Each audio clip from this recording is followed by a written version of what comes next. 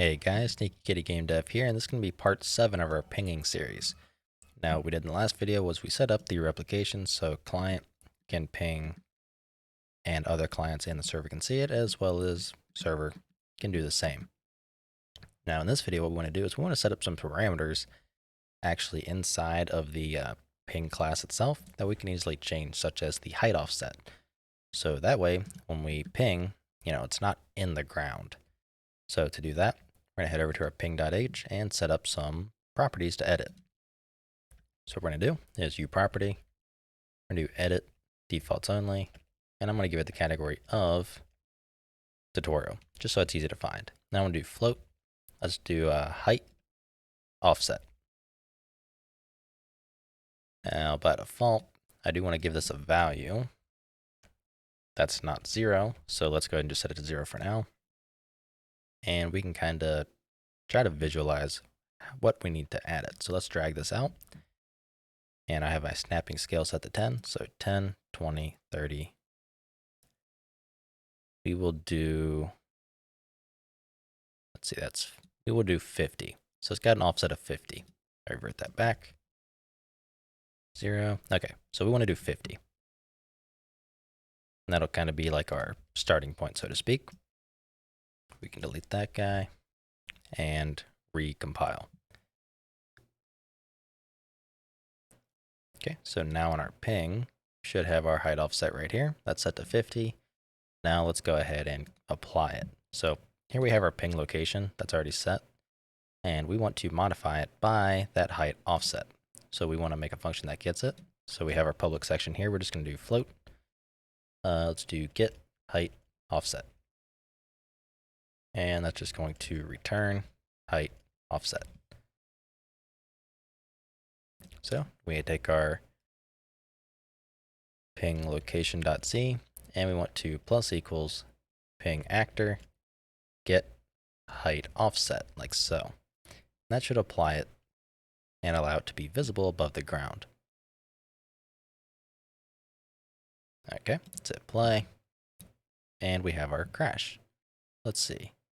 Something in regards to going out of bounds. However, I think that is just a UE5 issue. So let's go ahead and reload.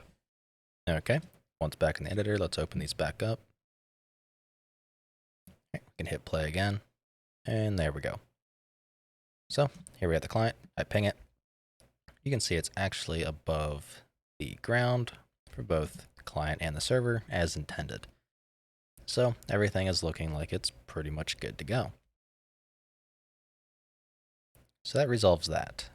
The other issue, I'm not quite sure how I want to tackle it. I'm not going to bother playing with multiple clients now, is going into the walls. So based on your camera rotation, it you can kind of see the result here. So we don't want it to go fully into the wall.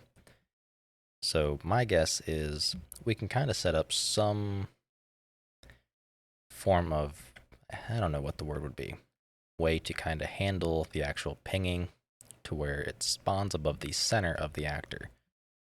So that's kind of my idea, and we could have specific trace channels just for that to check, or we could have gameplay tags, which I think would be a very nice idea. And we'll probably end up implementing something like that in the future, just to kind of simplify things. So we could have different tags for different, actors that make it so, let's say I go to ping this cube. Well, I would want that ping to appear at the top center of the cube. And then we could have another one where, let's say we want to do this floor. I ping the floor. Instead of making it appear above the center of this whole floor, I would want it to appear at the actual location. So you could have specific actors for like use cases like that. I'm not quite sure what the best route would be to implement that, but we'll just kind of have to see. I'm not 100% sure, again, if I want to actually implement that either. But either way, we have our basic height offset. So what I want to try to set by default is I want to make it so whatever I impact with, like this, I want it to be a little bit closer to the person that spawned it by a couple centimeters. So let's try to figure that part out. So we have our start and we have our endpoint. So what we can kind of do, or better yet, we have our, no, we don't want to use that. We actually want to use our hit result, and we want to kind of backtrack, so to speak. So we can kind of do what we do here. So we take our end, our impact point, and we have our start point rotation, and we go in reverse by whatever distance we kind of feel like we want. So if this is a valid hit, let's see what we want to do. So we're going to modify the actual ping location before we even apply the height offset. Okay, so now it's brain time. Even though it's relatively simple, my brain ain't working very well right now. So let's see. So we have our hit result. We have our hit location. So F vector. Well, we already have our hit location. Let's not bother with that. Let's call this one backtracked. So we're going to take that, and that's going to be our hit result dot location, and we want to add, let's see, it would be the inverse of the follow camera. That should be, so it's pointing backwards. So we're going to add the follow camera dot get forward vector. Let's see. I need to get the rotator first. So get component rotation dot get inverse dot vector. And then I want to multiply that by, let's do 10 for the time being. Okay, so we have backtracked, and that's going to equal that. And we can apply the backtrack to that. And let's just kind of see the result. I'm not really expecting this to work. Okay, so I ping it, I ping it, I ping that, it's not working, I ping that, it's not working. Maybe it's going a little in the wrong direction. So I'll ping the far edge. So I ping the edge. That looks like it's almost going to the right.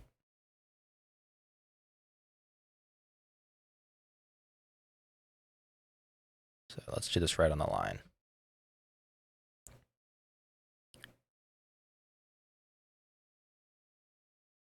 So it works great in that direction. Okay, so it's not moving in the correct direction. It's only going correct, so to speak, that way. Okay, so I got some things to figure out. So I'll be right back as I do a little bit of digging. Okay, so I don't know why that actually I didn't bother to even think of it, but basically we can invert a vector just by multiplying it by a negative. So we're going to take our forward vector like we had before, and we're just simply going to multiply it by negative. So we're just going to multiply by -1, and that'll take care of it. And then we have our 10, so this should go backwards by 10 centimeters. So let's go ahead and run the live coding. That's good to go. Hit play, test on this guy. It's good to go. Test on this guy. Good to go. And really just kind of wherever we hit, we are now good to go. We're not limited by that direction. And I couldn't actually ping that, so I need to go a little bit farther with the range. So I'll do 3,500. This actually probably wouldn't be the worst idea to, what's it called? Set this up as a parameter on the ping itself, as well as this guy. So let's go ahead and set those up. So we have our height offset. Let's do our, we'll call this one distance offset. And let's make another one that's going to be float max pinging distance. So distance offset, we're going to go a little bit bigger than 10. So we'll just do 12 by default. And then the max pinging distance, this one here is 3,500. We'll do 3,500 as well. And those will be our defaults. Then we're going to wrap our is valid check for the pinging actor around the entire function. So that way, if it is valid, we know that before we can do anything. So pinging actor, we're going to replace the 3,500 with its value. So we actually need to set up some getters for this. I didn't think of that. So we have get height offset. We have get distance offset. It's going to return distance offset. This one's going to be get max pinging distance. That's going to return max pinging distance. So we replace this, or the 3,500, with the get max pinging distance. Then here we do the same thing, but with ping actor, get the distance offset. Simple enough. Okay. So now that we have the ping location, we can actually set that just kind of straightforward. So let's go ahead and grab everything in here and set that equal for the ping location and replace all that with the ping location, just like so. Alrighty, so that's pretty much everything needed there. Let's go ahead and run our live coding, make sure everything's okay. So we have our ping, we have our max distance. So I should be able to almost ping that wall. Okay, so I can there, but I cannot here. So I'm like right on the edge. So I'd say that's a pretty decent distance. So let's try this guy. So it's that far away. Let's bump this up to 20.